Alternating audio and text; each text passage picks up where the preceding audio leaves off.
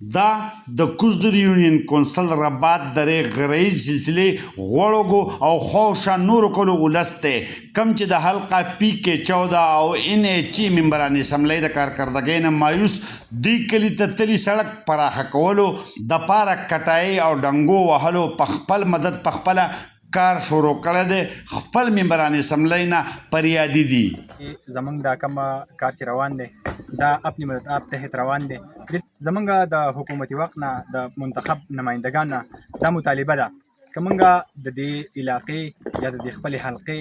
د یونین کونسل حصه ګڼئ نو کم از کم پکار ده څومره چې ډیولپمنټ پروجیکټونه په نورو کلیو کې په نورو علاقو کې دا زمونږ هم حق دی پکار ده چې مونږ ته هم دغه شانتي وشي ایم پی ایس ته ورغلي یو سوال هم ورته کړی دی منتخب نمایندگان چې په دې ټیم کې څوک په اقتدار کې دي د هغې نه هم دا مطالبه ده چې تاسو کم از کم زموږ دې روډ ته څه نه څه پڼ وباسئ چې دا روډ چې دی دا په خیر باندې سر ته ورسي او دا عوام دومره پیسې دوی سره نشته ځکه چې ټول غریب خلک دی مزدورکار خلک دی او د دوی سره دومره دغه نشته چې دا په خپل د اپنې مطاب تحت باندې دا دومره کار وکړي د سیمې ولس د بیکاڼې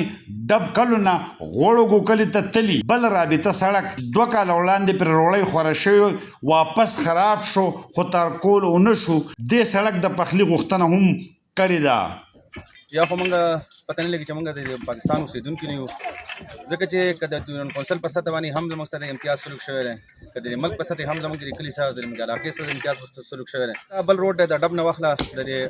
غوړګو لینک دغه چې مین روډ چې دی په دې باندې تقریبا د 2-3 کال نه روړۍ پرته ده هغه روړۍ چې ده نو هغه ټوله واپس راوخته د ګاډو ټیرونو خرابوي ګاډي ولي نو پکار چې ټیکدار هم په ځان باندې غفلت څادر اچولی دی حکومت هم د هغې څه تپوس نه کوي نو پکار زموږ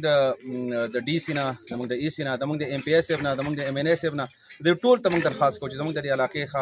خاص توګه باندې تپوس وکړي او زموږ د دې مسلو حل وباسي د کوزدر یونین کونسل رباط د دې کلو په شمول نوره غرایزه سلسله د لړم ټاپ سره لګېدلې ده په دې وجه دا سیمه پخپله د سیلګرو د توجه مرکز جوړېدی شي خو د سړکونو جوړښت په قومي امداد نه ممبران اسمبلی او حکومتي سطح جوړول پکار دي محمد اسرار خیبر نیوز چکدرا کوزدر